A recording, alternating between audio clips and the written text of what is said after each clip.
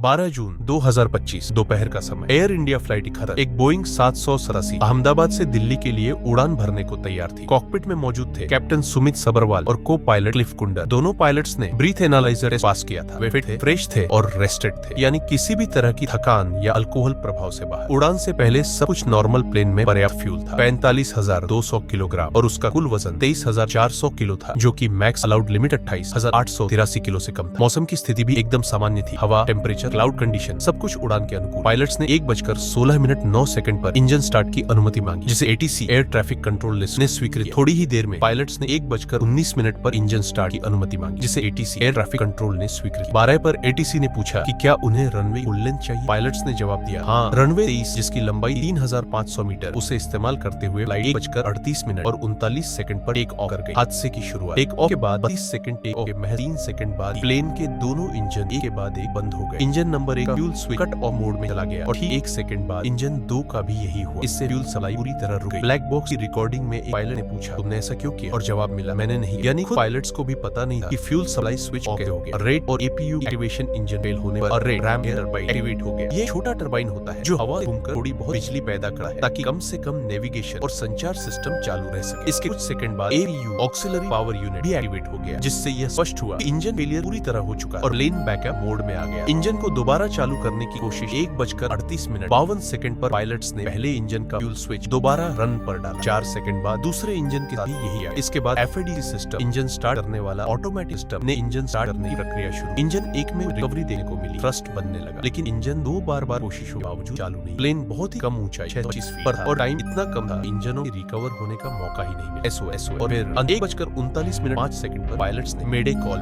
ATC ने receive भी, लेकिन उसके बाद किसी जवाब का इंतजार किए बिना एटीसी की आंखों के सामने प्लेन एक आग के गोले में बदल गया। ये क्रैश इतना भयानक कि 5 बिल्डिंग और पेड़ पौधों से टकराकर प्लेन पूरी तरह बिखर के केवल पैसेंजर जिंदा बचे। 260 लोगों की जान गई। 1:39 और 11 सेकंड पर ब्लैक बॉक्स रिकॉर्डिंग बंद हो गई। इसका मतलब प्लेन उस वक्त जमीन से टकरा। क्रैश डिटेल्स प्लेन के राइट इंजन, विंग, टेल से और फ्लाइट डेक तक अलग-अलग बिल्डिंग पर जा गिरी। क्रैश साइट लगभग 1000x400 एरिया में फैली हुई, जो कि फुटबॉल ग्राउंड से भी बड़ी है। सबसे बड़ा सवाल फ्यूल स्विच कैसे बंद हुआ। यहाँ से कहानी पेचीदा हो जाती है। ब्लैक बॉक्स रिकॉर्डिंग के अंदर दोनों पायलट्स में से कोई भी यह नहीं मान रहा कि उसने स्विच को बंद किया, और ऐसा मुमकिन भी नहीं है क्योंकि इन स्विचेस के चारों तरफ प्रोटेक्टिव गार्ड लगे हुए हैं। इन्हें मूव करने के लिए पहले स्विच को ऊपर खींचकर फिर इस दिशा में घुमाना पड़ता है। गलती से हाथ लगने से ये स्विच ऑफ नहीं हो सकता। फिर ये दोनों फ्यूल स्विच एक साथ कैसे बंद हो गए। तकनीकी खराबी या लापरवाही। प्रारंभिक रिपोर्ट में यह स्वीकार किया गया है कि प्लेन की एयरवर्दीनेस पूरी तरह चेक की गई और सभी जरूरी बदलाव किए गए, लेकिन एक महत्वपूर्ण पॉइंट सामने आता है। FAA चेतावनी। 17 दिसंबर 1918 FAA फेडरल एविएशन एडमिनिस्ट्रेशन ने एक स्पेशल बुलेटिन जारी किया कि कुछ बोइंग 737 में fuel control which locking mechanism fail हो रहा है। FAA ने यह माना कि यह एक सुरक्षा चिंता का विषय है, लेकिन इतनी बड़ी नहीं इसके लिए मैंडेटरी चेकअप लागू किया जाए। रिपोर्ट बताती है कि बोइंग 787 जिस मॉडल का यह प्लेन था में वही स्विच लगा था जो बोइंग 733 में पाया गया, यानी ये डिजाइन बग 787 में भी। एयरलाइन की लापरवाही। चूंकि FAA ने इसे मैंडेटरी चेकअप नहीं माना, इसलिए एयर इंडिया ने इस स्विच को चेक नहीं, और शायद यही गलती इतनी भारी पड़ गई। आखिर दोषी कौन। रिपोर्ट ने बोइंग, इंजन निर्माता या किसी अन्य तकनीकी कंपनी को क्लीन चिट दी है। फिर क्या पायलट्स पर अप्रत्यक्ष रूप से दोष मढ़ा जा रहा है। BBC तक ने यह हेडलाइन चलाई, कोई दोष नहीं विमान में, पायलट फ्यूल काट दिया। लेकिन अगर आप तकनीकी डिटेल्स को ध्यान से देखें तो साफ है कि